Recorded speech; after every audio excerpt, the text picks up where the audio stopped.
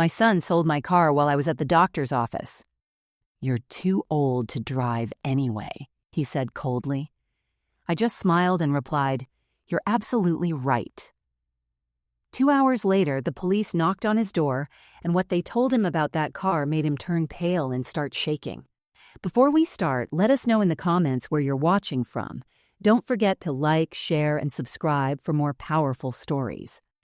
My name is Margaret Thompson, and at 72 years old, I never imagined my own flesh and blood would betray me so completely. But before I tell you how my world came crashing down, let me tell you who I was before that awful day. I raised 3 children on my own after my husband Jack died in a construction accident 30 years ago. One minute, he was kissing me goodbye, promising to pick up milk on his way home, and the next, 2 police officers were standing at my door with their hats in their hands. David was only 15 then, his sisters Sarah and Linda even younger. In one afternoon, I went from being a stay-at-home mom to the sole provider for 3 grieving children. I took double shifts at Riverside General Hospital, working as a registered nurse in the cardiac unit during the day and picking up emergency room shifts at night. My feet would ache so badly that I'd soak them in ice water just to numb the pain before my next shift. But when David needed new cleats for baseball or Sarah wanted to join the school orchestra, I never said no. I just worked another shift, smiled through the exhaustion, and told them how proud their father would have been. The other nurses used to ask me how I managed it all. The truth was, I didn't have a choice. Those 3 kids were my entire world. Every sacrifice felt small compared to seeing them succeed. David got into State University on a partial scholarship. I made up the difference by selling my mother's jewelry and taking out loans I'm still paying off. Sarah became a teacher, and Linda opened her own bakery in Portland. I thought I'd done everything right. After retirement 5 years ago, my life settled into a comfortable routine. I'd wake up at 6:30 every morning, not because I had to anymore, but because old habits die hard. I'd make my coffee in the same spotted mug Jack bought me for our last anniversary, tend to my small garden where I grew tomatoes and roses, and then check my old Honda Accord's fluid levels, just like Jack taught me. That car meant everything to me. It wasn't just transportation. It was my last connection to Jack. He bought it for me 3 weeks before the accident, surprising me with it on a random Tuesday. "Every queen needs her chariot," he'd said, dangling the keys with that crooked smile I fell in love with in high school. It was the last major purchase we made together, the last decision we shared as a couple. In the years since, that Honda became my lifeline to independence. Every Tuesday, I drove my friend Rose to her chemotherapy appointments. On Thursdays, I picked up groceries for Mr. Chen next door, whose arthritis made it hard to drive. Sunday mornings meant driving to church, where I volunteered teaching Sunday school to the little ones. That car wasn't just metal and engine. It was freedom, purpose, and dignity all rolled into one. People in the neighborhood knew me as the lady who never said no when someone needed a ride. "Call Margaret," they'd say. "She'll help you." And I always did. It made me feel useful, needed, alive. At my age, when the world starts treating you like you're invisible, feeling needed is everything. But children have a way of seeing their parents differently as years pass. They stop seeing the person who sacrificed everything and start seeing an obstacle to their own plans. That's when love turns into something else entirely, something cold and calculating that breaks your heart in ways you never thought possible. That particular Monday morning started like any other. The sunrise painted my bedroom walls a soft orange, and I could hear the cardinals singing in the oak tree outside my window. Jack used to say cardinals were good luck, visitors from heaven letting you know everything would be all right. I whispered good morning to his photograph on my nightstand, the one from our 25th anniversary cruise, where his hair was just starting to gray at the temples. Downstairs, I found David already awake, which was unusual. Since moving back home 6 months ago after his divorce from Jennifer, he typically slept until noon. But there he was, sitting at my kitchen table, scrolling through his phone with a cup of coffee I hadn't heard him make. "Morning, sweetheart," I said, kissing the top of his head like I'd done since he was 5. "You're up early." "Couldn't sleep," he mumbled without looking up. His hair was getting long, hanging over his eyes the way it did in high school when he was going through his rebellious phase. 45 years old, and sometimes I still saw that troubled teenager hiding behind his tired eyes. I started making breakfast the way I'd done for decades. 2 eggs over easy for David, whole wheat toast with that expensive jam from the farmer's market he loved, and turkey bacon because Jennifer had gotten him worried about cholesterol before she ran off with her yoga instructor. For myself, just oatmeal with blueberries and a splash of honey. Dr. Martinez said I needed to watch my blood sugar, and at my age, you listen to doctors even when you don't want to. While the eggs sizzled, I glanced out the window at my Honda, sitting faithfully in the driveway. The morning dew made it sparkle despite its age. 20 years old and still running perfectly because I never missed an oil change, always used premium gas even when money was tight, and kept it garaged during winter storms. Mr. Rodriguez at the auto shop always joked that my car would outlive us all because I treated it better than most people treated their children. "Rose called last night," I mentioned, flipping David's eggs. "Her chemo appointment got moved to today instead of tomorrow. I told her I'd pick her up at 9. David made a non-committal sound, still staring at his phone. I noticed his jaw clenching and unclenching, a habit from childhood when something bothered him. The divorce had been hard on him, I knew. Jennifer got the house, most of their savings, and custody of their daughter, Emma. He saw Emma every other weekend, and the child support payments were crushing him. That's why I'd welcomed him home without questions, without conditions. That's what mothers do. After setting his plate in front of him, I went to water my garden. The tomatoes were coming in beautifully, heavy and red on the vine. Jack would have been so proud. He always said I had the blackest thumb he'd ever seen, could kill a plastic plant. But look at me now. The roses were blooming too, pink and perfect, filling the morning air with their sweet scent. "Mom, you really shouldn't be driving so much," David called from the kitchen door. "It's not safe for someone your age." I laughed, spraying water over my cucumber plants. 72 isn't dead, David. I've been driving longer than you've been alive. Never had an accident. Never even had a ticket. "Still," he persisted, leaning against the doorframe, "maybe it's time to think about slowing down. You don't need to be everyone's taxi service." "It's not taxi service when you're helping friends," I replied, turning off the hose. "Rose needs me. Mr. Chen needs me. What would they do without someone to help?" David shrugged and went back inside. I should have paid more attention to the way he watched me walk to the car, the way his eyes followed my every movement like a cat watching a bird.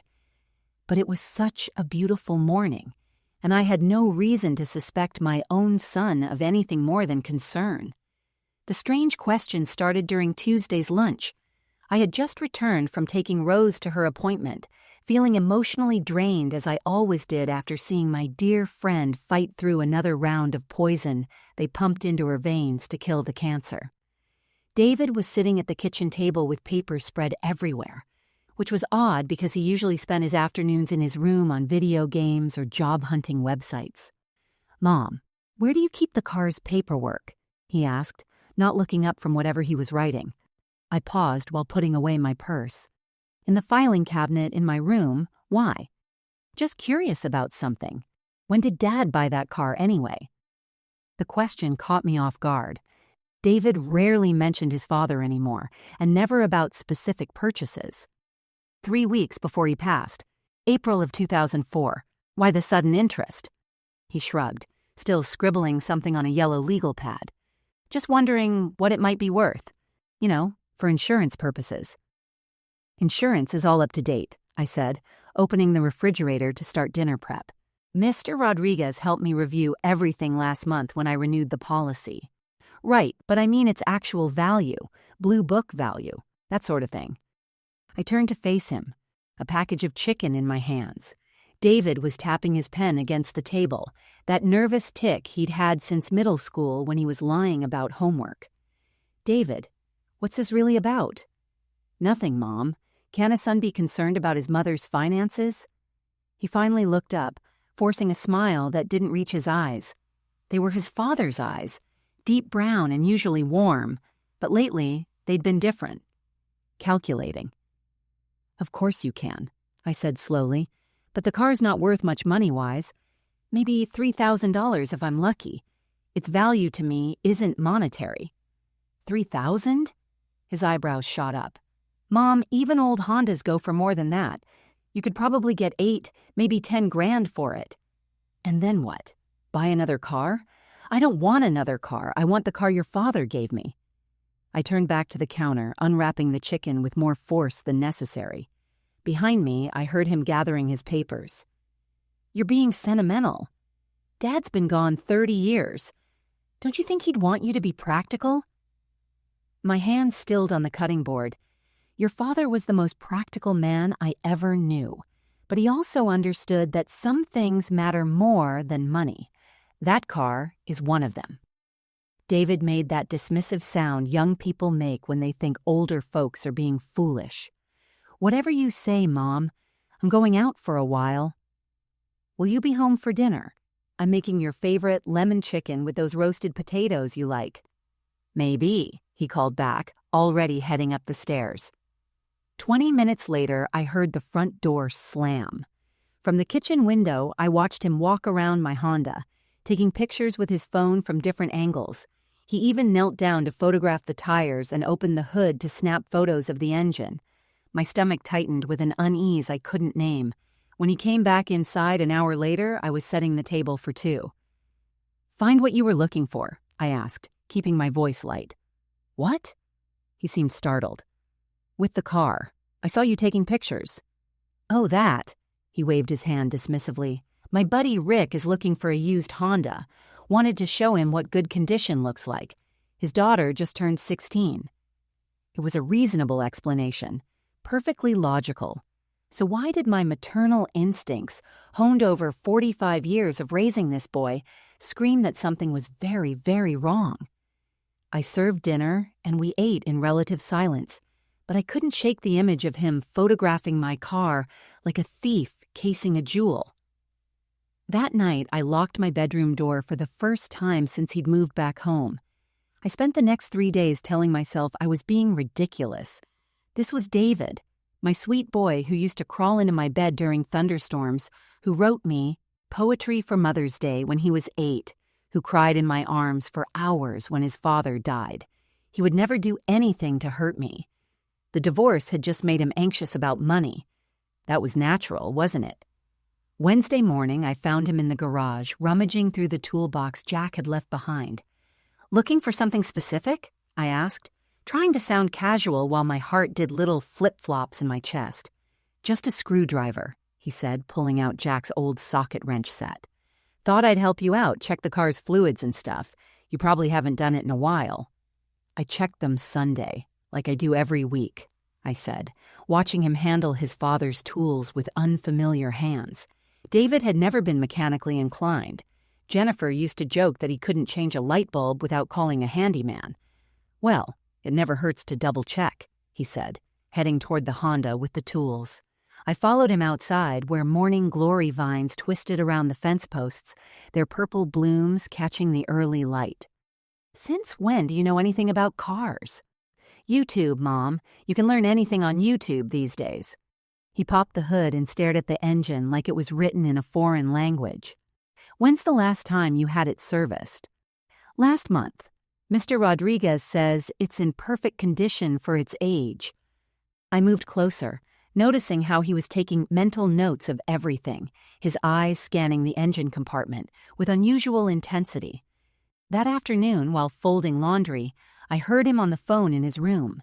His voice carried through the thin walls, though the words were muffled. But I caught fragments. "Clean title and no liens. An old lady won't know what hit her." My hands froze on one of his t-shirts. Old lady? Is that what I'd become to him? Not Mom, not the woman who sacrificed everything, just an old lady. I pressed the shirt to my chest, breathing in the detergent smell, and told myself I'd misheard. Maybe he was talking about someone else. Maybe he was watching a movie. Maybe anything but what my trembling heart suspected. Thursday brought more strange behavior. I caught him in my room, standing by my dresser where I kept important documents in the top drawer. "David," I said from the doorway. He spun around, his face flushed. "Oh, Mom, you scared me. I was just looking for some aspirin. Got a killer headache." "Aspirin's in the bathroom medicine cabinet, always has been." Right, I forgot." He brushed past me, avoiding eye contact. After he left, I checked the drawer. Everything seemed in place, but the papers weren't quite how I'd left them. The car title, which I always kept at the bottom beneath insurance papers, was now on top. That evening, Sarah called from Seattle. "How's David doing, Mom?" "Fine," I lied, stirring pasta sauce on the stove. "Still job hunting." "Mom, Jennifer called me. She said David's been gambling again. She's worried he owes some dangerous people money." My wooden spoon clattered against the pot. Gambling. He told me he stopped years ago. "Mom." Sarah's voice was gentle but firm. "You need to be careful. Depression and desperation make people do things they wouldn't normally do."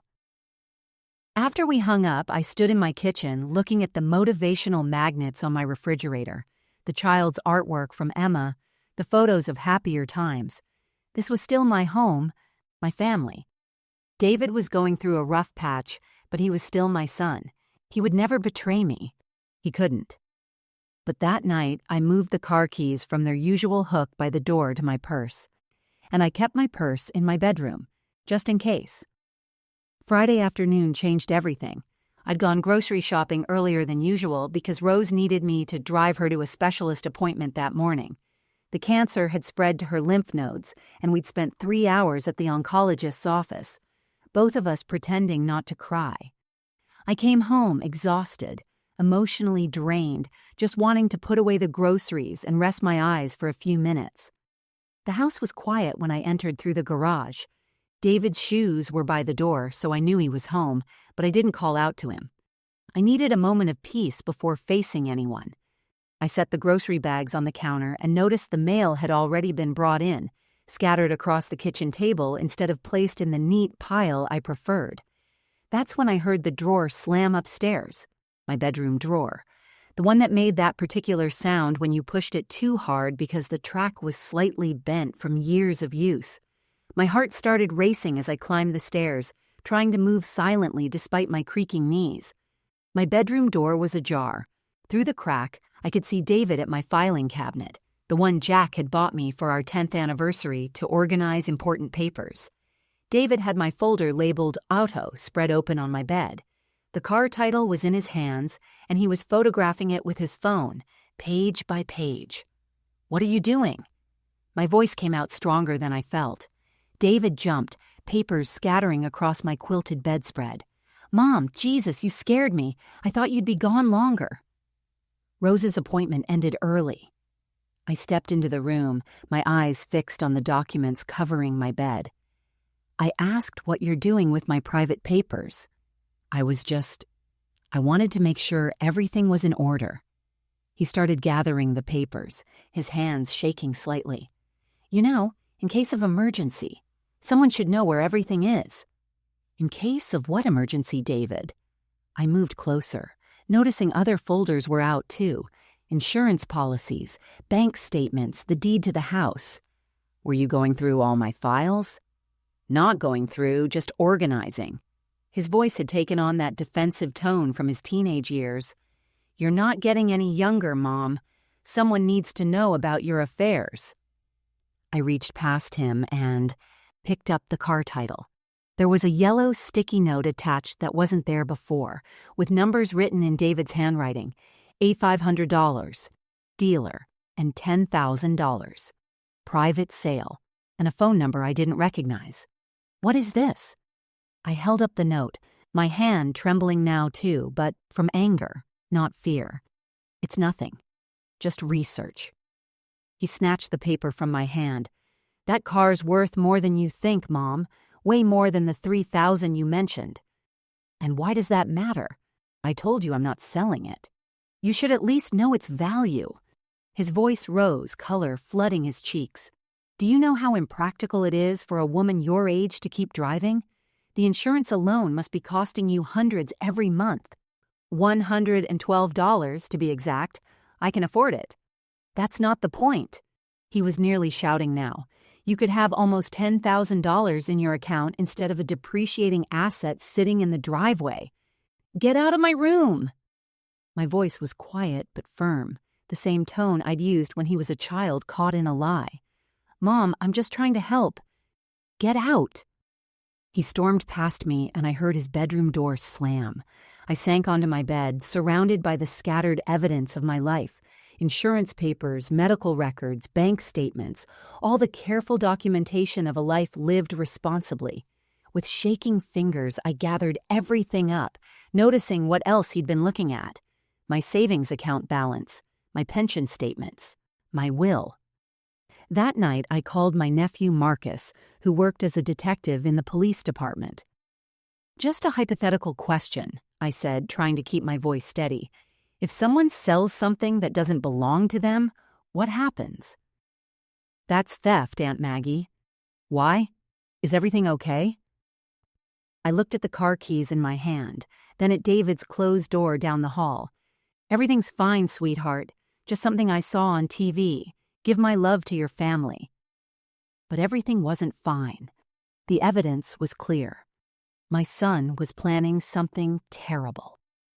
Monday morning arrived with storm clouds that matched my mood. I'd spent the weekend watching David's every move, pretending everything was normal while my insides churned with anxiety. I had a routine doctor's appointment at 10 o'clock that I'd scheduled months ago for my annual checkup. David knew about it. He'd even offered to drive me, which I'd declined, saying I preferred taking myself. You sure you don't want me to come with you? He asked over breakfast, too casual, too concerned. Sometimes doctors say things that are hard to remember. My memory is fine, David. I sipped my coffee, noticing how he kept glancing at the kitchen clock. It's just a routine physical. I'll be back by noon. Take your time, Mom. No rush.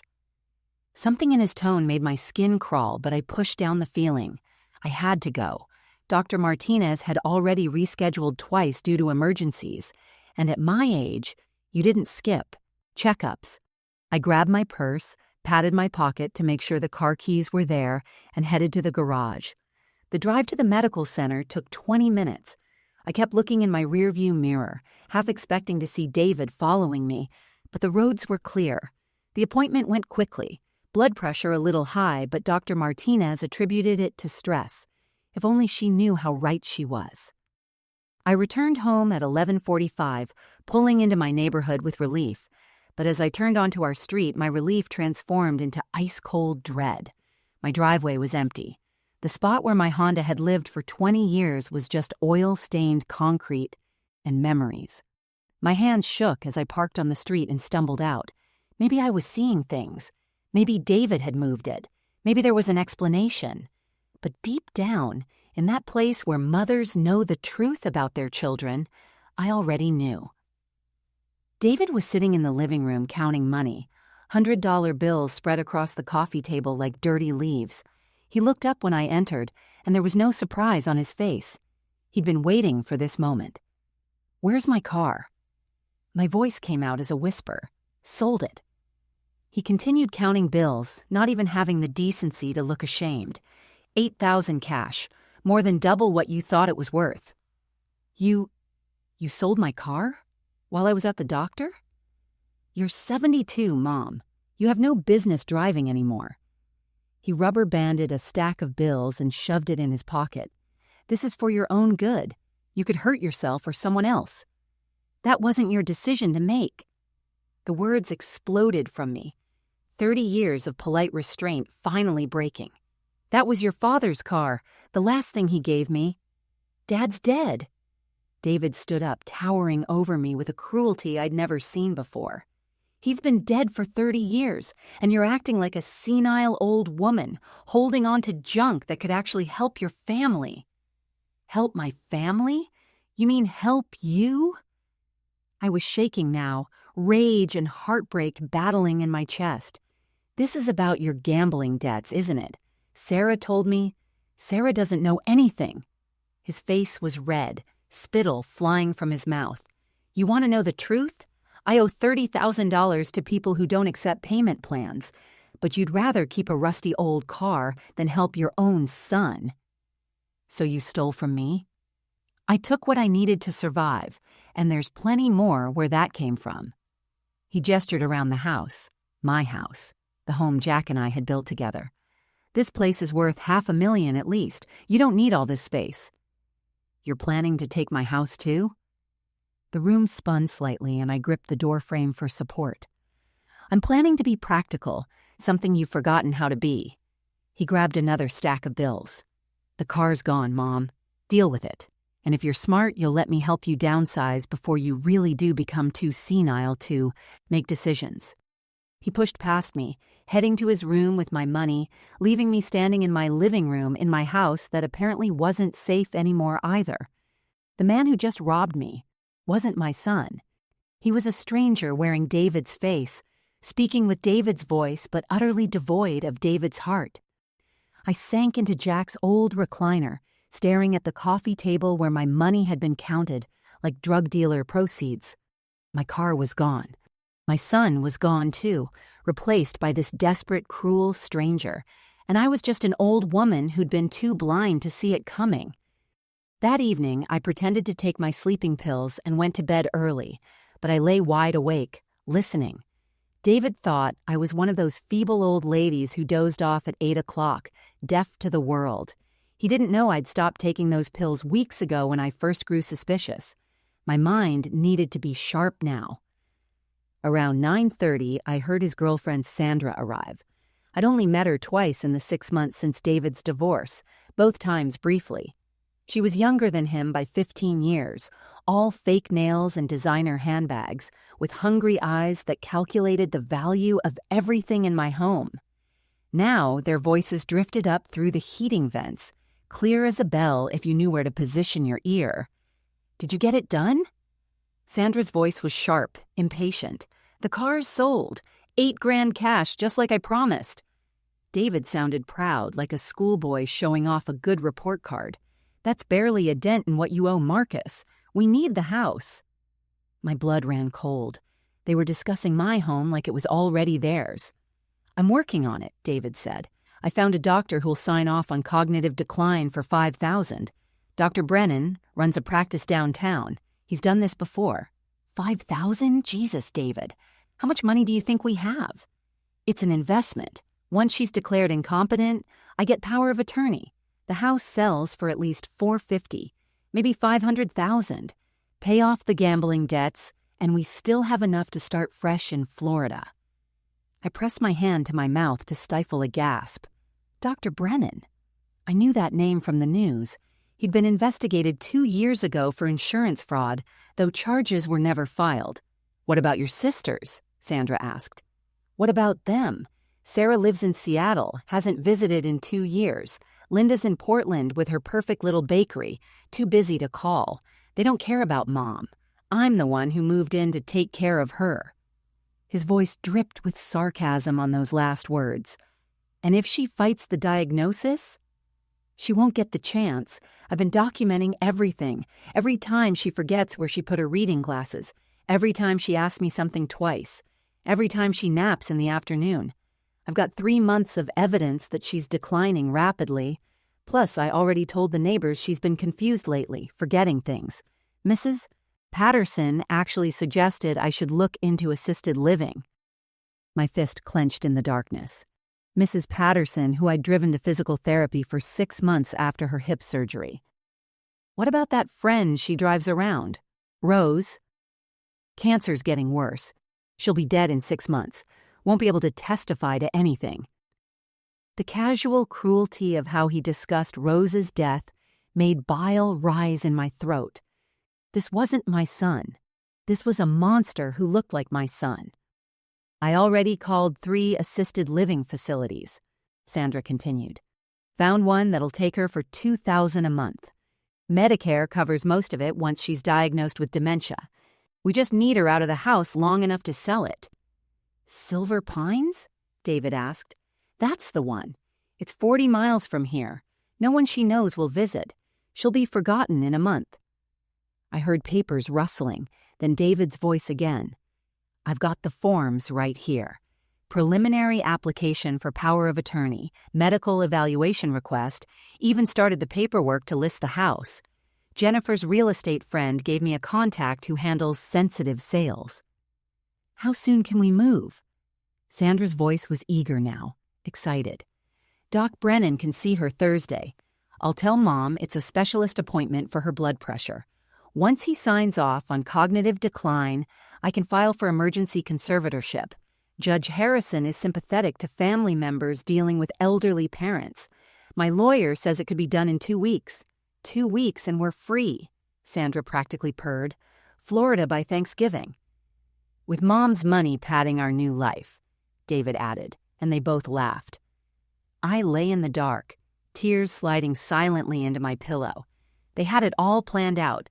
My son was going to have me declared insane, steal my house, and lock me away to die alone and forgotten, and he was laughing about it. After Sandra left around midnight, I locked my bedroom door and finally let myself fall apart.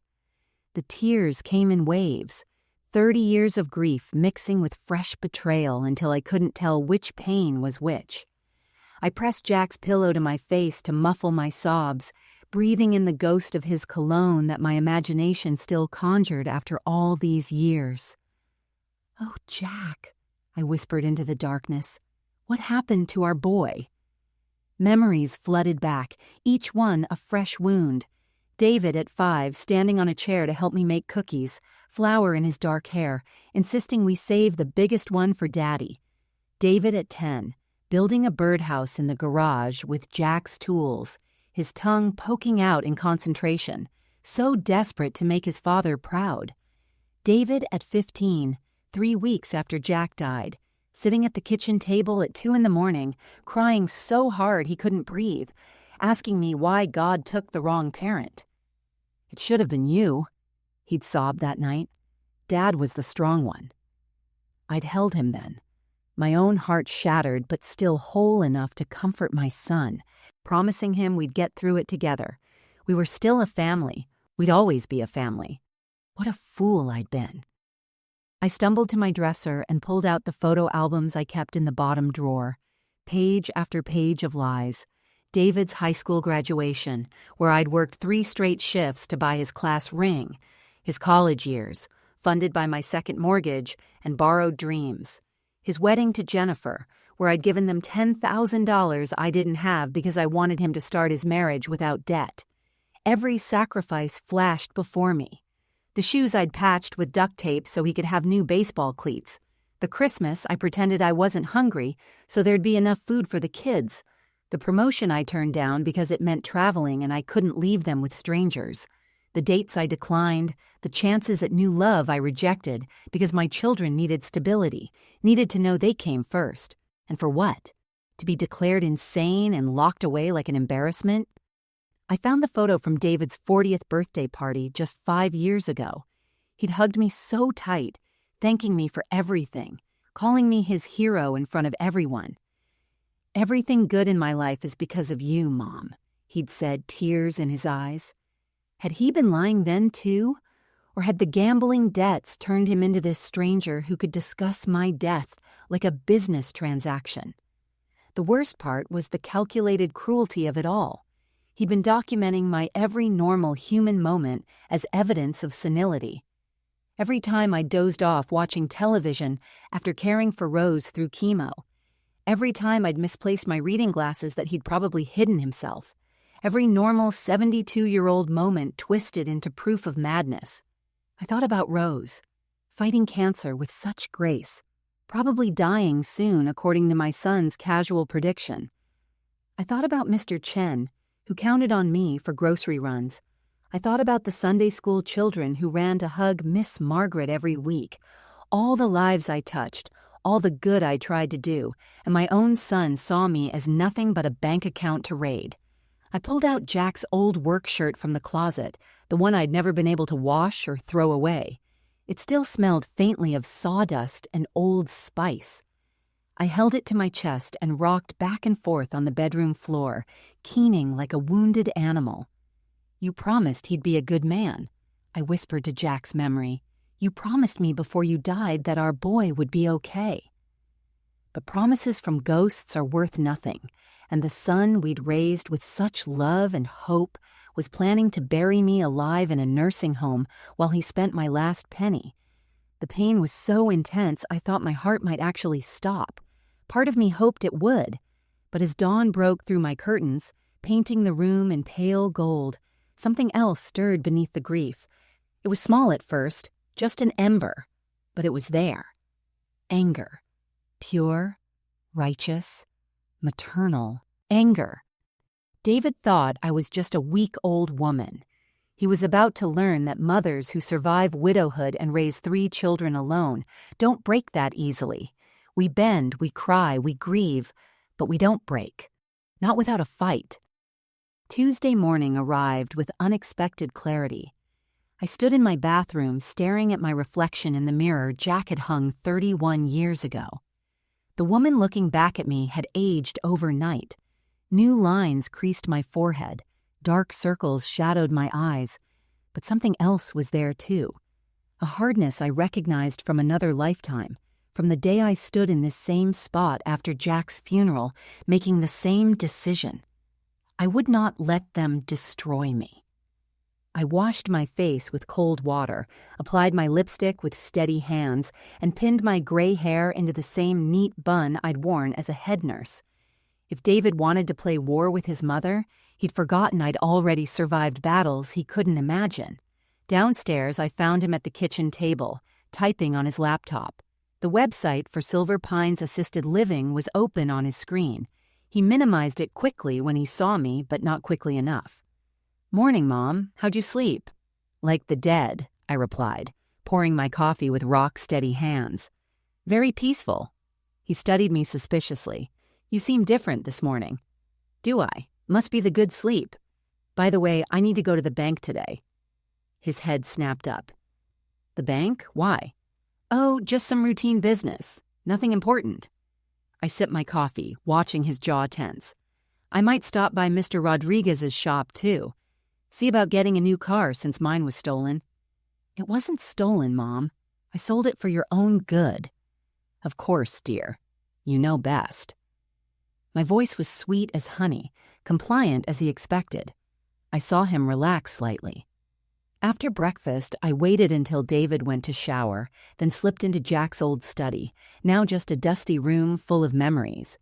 I pulled out the business card Marcus had given me years ago.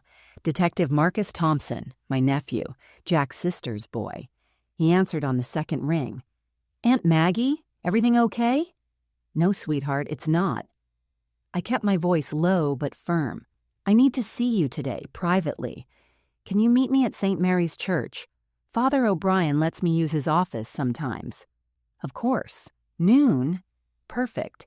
And Marcus, bring whatever paperwork you'd need if someone wanted to report a theft and fraud." There was a pause. "Aunt Maggie, is this about David?" "Noon, Marcus. I'll explain everything." I hung up and moved to my bedroom where I'd hidden my old tablet in the closet, the one David didn't know I had.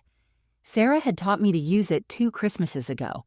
I might be 72, but I wasn't stupid. I opened the recording app she'd installed and tested it. Crystal clear. Then I pulled out the shoebox from under my winter coats, the one containing something David didn't know existed, Jack's emergency fund. Not the $50,000 in cash I'd told David was hidden in the car. That was a lie I'd think of later. This was $3,000 in worn bills, saved over 30 years. $20 here, $50 there, hidden away for a real catastrophe. Well, this qualified. I heard David coming up the stairs and quickly closed the closet. When he knocked, I was sitting on my bed, reading my devotional like any harmless old lady. "Mom, I have to run out for a few hours. Will you be okay?" "Of course, dear. I might take a little nap." He left, and I watched from my window as his car disappeared down the street. Then I moved with purpose I hadn't felt in years. I called Father O'Brien to arrange the meeting space. I gathered every document I could find: bank statements, the house deed, insurance papers, medical records. I photographed everything with the tablet, uploading them to the cloud account Sarah had set up. Then I sat at Jack's desk and started writing. A timeline of David's behavior, the overheard conversations, the conspiracy with Sandra, the plan to have me declared incompetent, every detail I could remember, dated and specific. At the bottom of the page, I wrote, "I am Margaret Ann Thompson. I am of sound mind and body, and I will not go quietly into anyone's good night." The woman who'd raised 3 children alone was back. David had awakened something he should have left sleeping, a mother's fury at betrayal. He thought I was weak because I was old, vulnerable because I was kind. He was about to learn how wrong he was. Father O'Brien's office smelled of old books and lemon furniture polish, a comforting sanctuary where I'd counseled grieving parishioners during my volunteer years. Now I sat across from Marcus, watching his face darken as he reviewed my documentation. At 38, he looked so much like Jack's sister Patricia. The same strong jaw, the same protective fury when family was threatened. "Aunt Maggie, this is serious. Conspiracy to commit elder fraud, theft, filing false medical reports. David could go to prison for this." "I know." My voice was steady, resolved. "He's not my son anymore, Marcus. My son died somewhere between the gambling debts and the decision to destroy his mother." Marcus pulled out his official notebook. "First things first, the car. You said you had cash hidden in it?" I met his eyes directly. $50,000 in cash, Jack's life insurance money. I kept it hidden in a specially made compartment behind the passenger side panel. Jack's friend from the construction company built it for us years ago.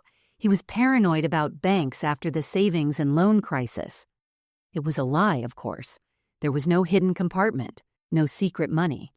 But David didn't know that. And in my state, stealing a car with $50,000 inside elevated the crime significantly. "Do you have any proof of this money?" Marcus asked carefully. "Would a grieving widow depositing life insurance money 30 years ago have kept receipts?" I cashed it out, bit by bit, over the years, keeping it for emergencies. Check the bank records from 1994 to 1996. You'll see the withdrawals. Marcus nodded slowly, understanding dawning in his eyes. And David knew about this money? Of course not. Why would I tell anyone about $50,000 in cash? But he's going to learn about it when you arrest him. "Aunt Maggie, are you sure about this? Once we start—" "Marcus, he's planning to have me declared insane. Thursday, he's taking me to a Dr. Brennan who's already been paid to diagnose me with dementia. After that, it's a conservatorship in a nursing home 40 miles away where I'll be forgotten." Marcus's jaw clenched. "Dr. Brennan? We've been trying to nail him for years. If David's really connected to him—" "There's more." I pulled out my tablet. "I need you to help me record some things. Legally, what do I need?" "Michigan's a one-party consent state. You can record any conversation you're part of." He leaned forward. "What are you planning?" "Tonight, I'm going to confront David about the car. Get him to admit he took it without permission, that he knew I didn't want it sold. Tomorrow, when Sandra comes over, I'll get them discussing their plans for the house, the fake diagnosis, all of it." "That's dangerous, Aunt Maggie. If they realize what you're doing—" "They won't. They think I'm a senile old fool who takes sleeping pills at 8 o'clock. I pulled out a small device from my purse. Rose's grandson taught me about these. Voice-activated recorder, uploads directly to the cloud. I've already hidden 3 around the house. Marcus looked at me with new respect. "You've thought this through." I've had 3 sleepless nights to plan. I handed him a sealed envelope. "This is my real will, notarized last year. Everything goes to charity except for small bequests to my grandchildren, not my children, my grandchildren. There's also a letter detailing David's abuse and why he's been disinherited, file it with your department lawyer. What about the Thursday appointment with Dr. Brennan? Oh, I'm going. But you're going to be there too, aren't you? Maybe Detective Thompson needs to ask the good doctor some questions about insurance fraud right when we arrive? Marcus smiled grimly. I can arrange that. I stood, smoothing my skirt. There's one more thing. The car dealer David sold my Honda to. It's Morrison's on Grand Avenue, right? How did you know? David's not as smart as he thinks. He left the receipt in his jacket pocket. Mr. Morrison is an old friend. Rose's husband sold cars there for 20 years before he died. I think I'll pay him a visit tomorrow morning, explain the situation. Jim Morrison is a good man. He might be willing to help. Marcus stood too, coming around the desk to hug me. Aunt Maggie, you're either the bravest or craziest woman I know. Maybe both, I said, hugging him back. Your Aunt Patricia would be proud of you, looking out for me. Uncle Jack would be proud of. You too, fighting back like this. I thought of Jack, of the man who'd loved me for 25 years, who trusted me to raise our children right. I failed him with David Marcus, but I won't fail him again. That night, I went home ready for war. 3 recording devices hidden on my body, justice on speed dial, and a mother's rage burning cold in my chest. Wednesday morning came with thunderstorms that rattled the windows, nature's percussion matching the storm building in my home. David paced the living room like a caged animal, his phone buzzing constantly with texts that made him curse under his breath. The gambling men wanted their money. Time was running out. I sat in Jack's recliner, knitting calmly while the recorder in my pocket captured everything. You seem anxious, dear. Just business stuff, Mom. He ran his hands through his unwashed hair. Actually, I wanted to talk to you about tomorrow's appointment. What appointment? I asked innocently, counting stitches. With Dr. Brennan, the specialist. For your blood pressure, remember? You've been forgetting things lately. Have I? I set down my knitting. Like what? Well, like where you put the car keys the other day. The keys to the car you stole and sold without my permission? His face flushed. I didn't steal anything. I sold it for your own good. You're too old to drive safely. So you admit you took my car without asking and sold it? Jesus, Mom, yes, I sold your precious car. Someone had to make the hard decisions around here since you're clearly losing it. Perfect. Every word recorded. The doorbell rang, and David practically sprinted to answer it. Sandra swept in, her designer heels clicking on my hardwood floors, leaving little scratches I'd have to buff out later. She kissed David, then turned to me with a smile that would make a shark nervous. Margaret, how are you feeling today? David says you've been confused lately. Clear as a bell, actually. I smiled back, all grandmotherly sweetness. Would you like some tea, dear? No thanks. David and I have business to discuss. She pulled him toward the kitchen, but I followed, puttering around like a harmless old woman while they talked. The appointment's all set? Sandra whispered, though not quietly enough. Tomorrow at 2. Brennan's ready. $5,000 in cash, and Mom gets diagnosed with moderate dementia, recommending immediate conservatorship. And the house? Listed as soon as we get power of attorney. Realtor says in this market we could have offers within days. I dropped a spoon, letting it clatter on the floor. They both turned to look at me as I slowly bent to retrieve it. Oh, these old bones, I sighed. Sandra, dear, you seem to be spending a lot of time here lately. Are you and David getting serious?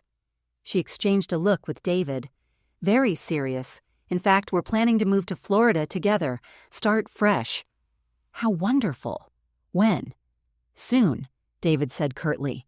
Very soon. The doorbell rang. Again. This time, it was Mrs. Patterson from next door holding a casserole dish. Perfect timing. I'd asked her to come by. Margaret, I brought you my famous lasagna.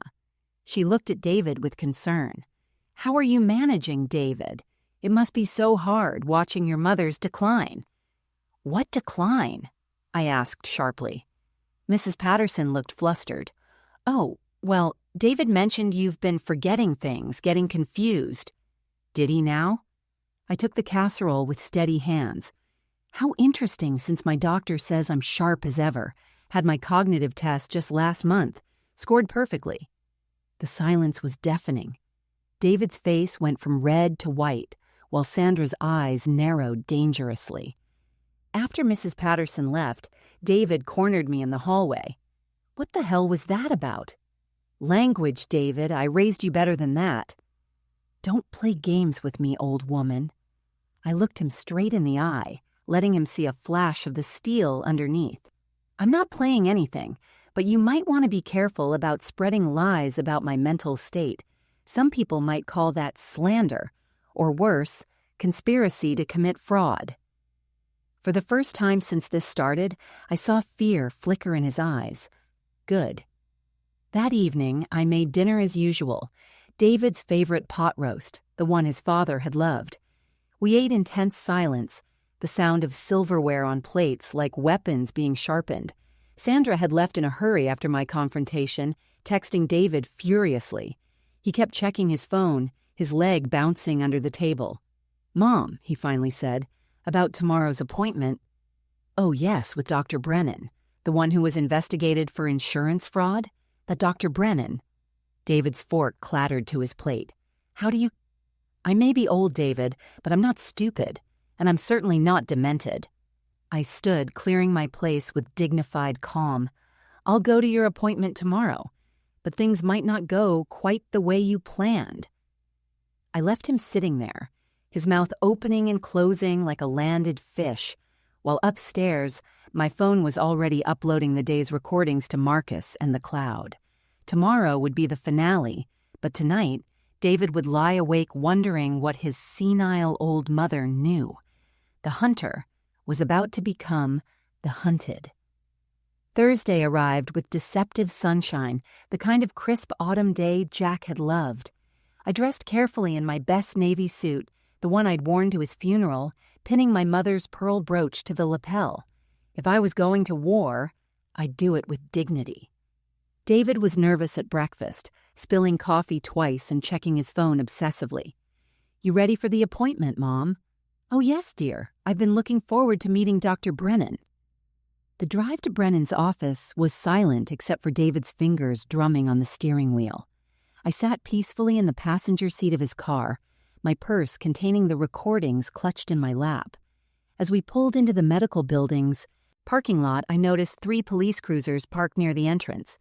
David noticed too. "Wonder what that's about," he muttered. "Oh, probably nothing important," I said, opening my door.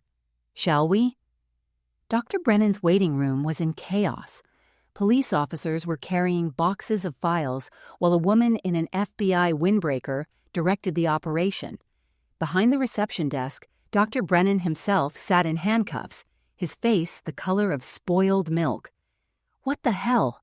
David grabbed my arm. "We're leaving." "David Thompson?" Marcus appeared from behind a filing cabinet, his detective shield visible on his belt. "I need to speak with you." "Who are you?" David's grip on my arm tightened painfully. "Detective Marcus Thompson? Your cousin, actually. Aunt Maggie, are you all right?" "I'm fine, dear." I gently extracted my arm from David's loosening grip, though my son seemed surprised about something. "Mom, what did you do?" David's voice cracked like a teenager's. Marcus stepped closer. "Mr. Thompson, we've been investigating Dr. Brennan for medical insurance fraud and false diagnoses. Imagine our surprise when we discovered you'd paid him $5,000 to declare your mother incompetent." "That's ridiculous. I never—" "We have the marked bills you gave him yesterday, serial numbers recorded and everything." Marcus smiled coldly. "He rolled on you immediately. Apparently, you're not the first family member he's helped with an inheritance issue." Sandra chose that moment to arrive, hurrying through the door in her clicking heels. She froze when she saw the police. "Perfect timing," Marcus said. "Sandra Mitchell, we have some questions for you, too." "I don't know anything about anything," she said, backing toward the door. "Really?" I pulled out my phone, tapping the recording app. My voice filled the room, followed by Sandra's, "How soon can we move?" 2 weeks and we're free, with Mom's money padding our new life. Sandra's face drained of color. "You recorded us?" "Every word, dear." I looked at David, whose expression had shifted from shock to rage. Every cruel word about shipping me off to die alone, every plan to steal my house, every lie about my mental state. "You manipulative old bitch." David lunged toward me, but Marcus stepped between us.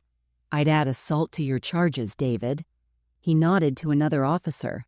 "Mr. Thompson, you're under arrest for conspiracy to commit elder abuse, fraud, and theft of property valued over $50,000. $50,000? The car was only worth $8. I smiled sweetly. "Oh, didn't you know about the money hidden in the car? Your father's life insurance. $50,000 in cash in a hidden compartment. All gone now, sold to some stranger." David's knees buckled. No, that's impossible." "Your friend Mr. Morrison at the dealership has been very cooperative," Marcus added. "He's willing to testify that you presented yourself as the owner of the vehicle, forged your mother's signature, and insisted on a cash deal. The car's been impounded as evidence." As they handcuffed David, neighbors from our street began arriving. Mrs. Patterson, Mr. Chen, even Rose, frail from chemo but determined to witness this. Word had spread fast in our small community. "Mrs. Thompson," a reporter appeared with a cameraman, "is it true your son tried to have you declared incompetent to steal your home?" David tried to hide his face as they led him past the growing crowd.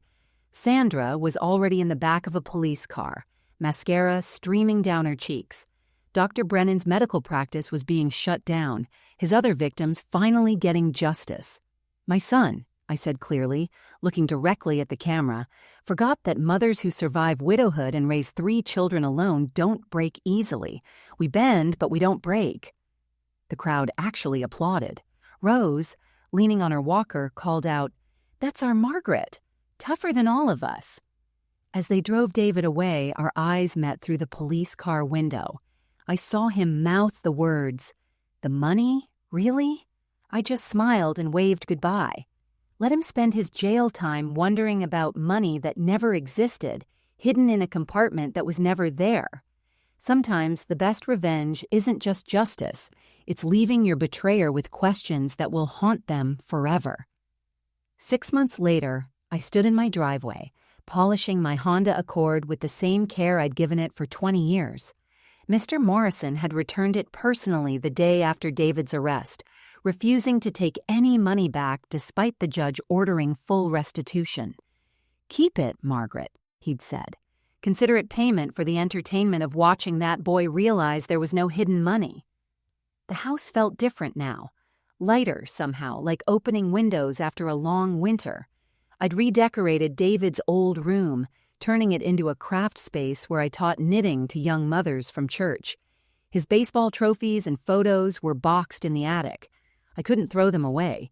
He was still my son, after all. But I didn't need the daily reminder of who he'd become. David got 18 months in minimum security prison and 3 years probation. The judge, a woman my age who'd raised 4 kids alone, had been particularly unsympathetic to his tearful plea about gambling addiction and desperation. "Mr. Thompson," she'd said, "addiction explains your debts. It doesn't explain your cruelty. You didn't just steal from your mother.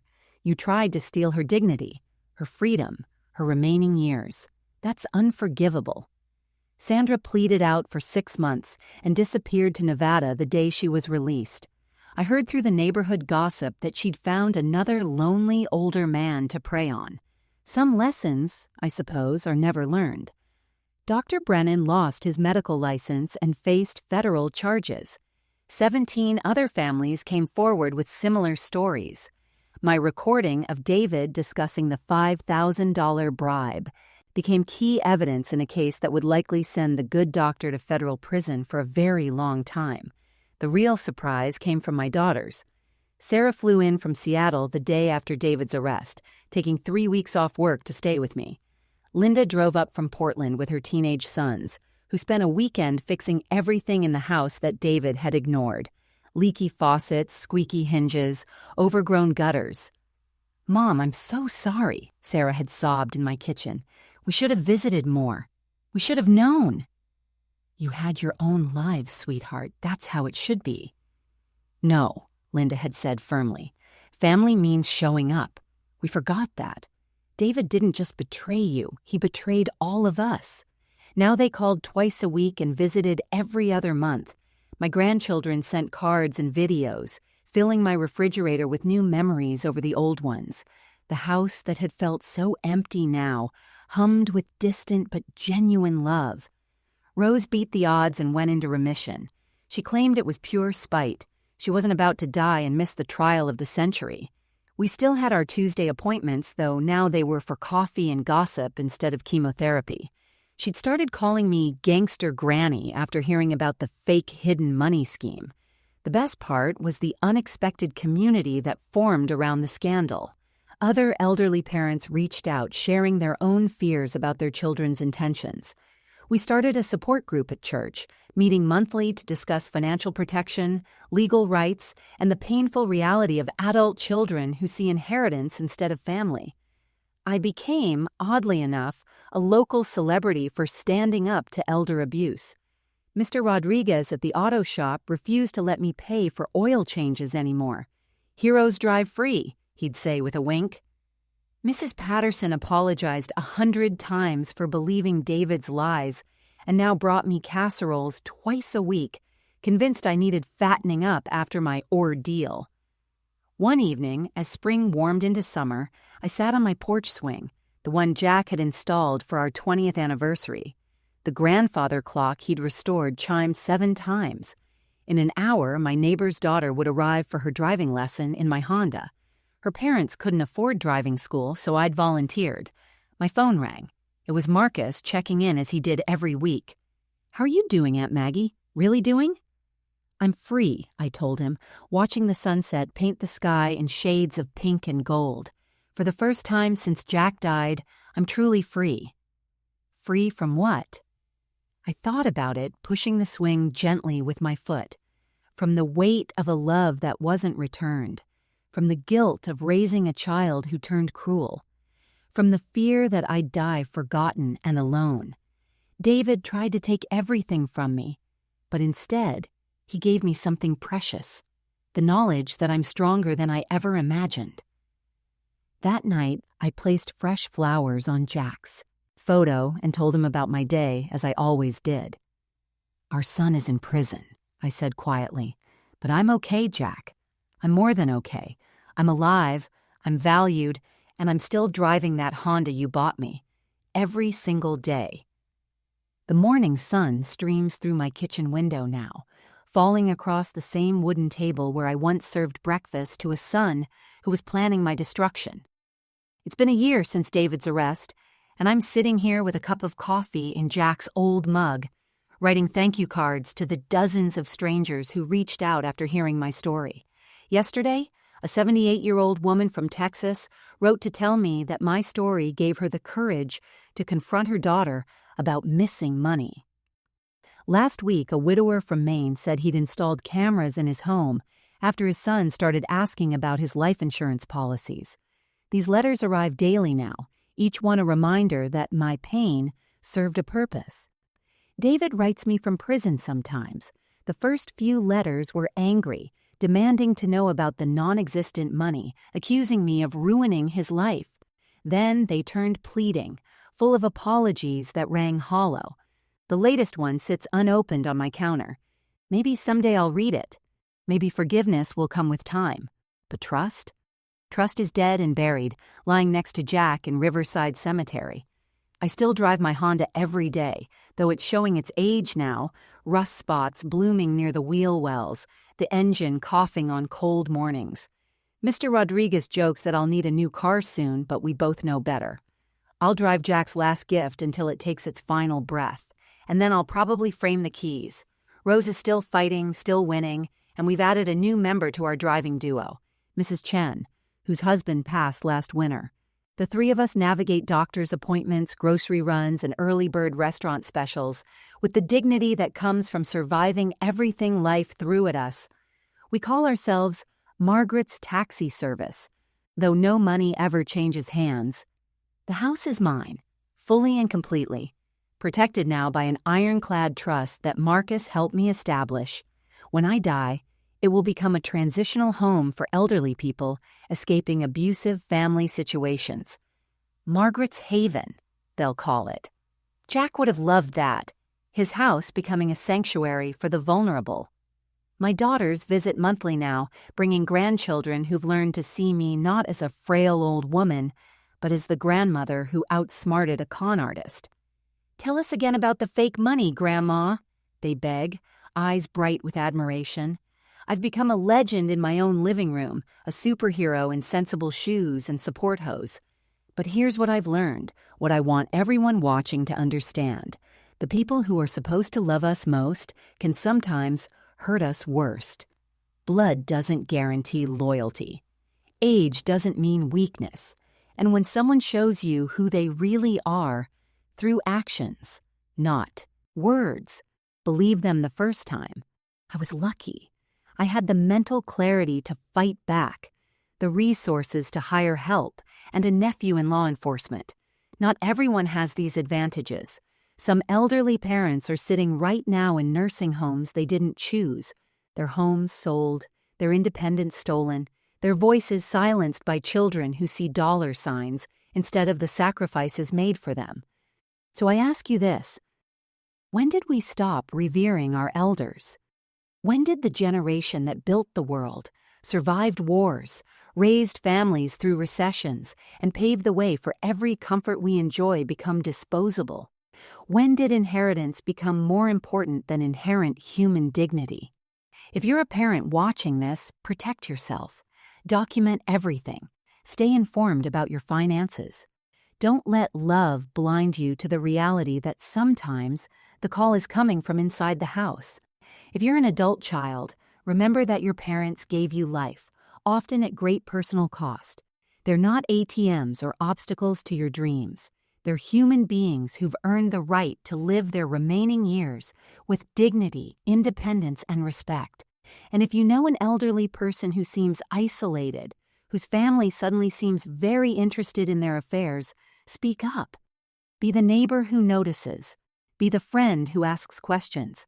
Be the stranger who cares enough to make that phone call. Because in the end, we're all going to be old someday, if we're lucky. And the way we treat our elders today is the way we're teaching our children to treat us tomorrow. What would you have done in my situation? Would you have fought back like I did? Or would you have quietly accepted your fate? Drop a comment below and share your thoughts. And if you know someone who needs to hear this story, a parent who needs to protect themselves, or a child who needs to remember what really matters, please share this video. Remember, you're never too old to fight for your dignity. You're never too weak to stand up for yourself. And sometimes, the best revenge against those who underestimate you is simply refusing to break. Stay strong, stay smart, and keep driving your own road, no matter how old that road might be.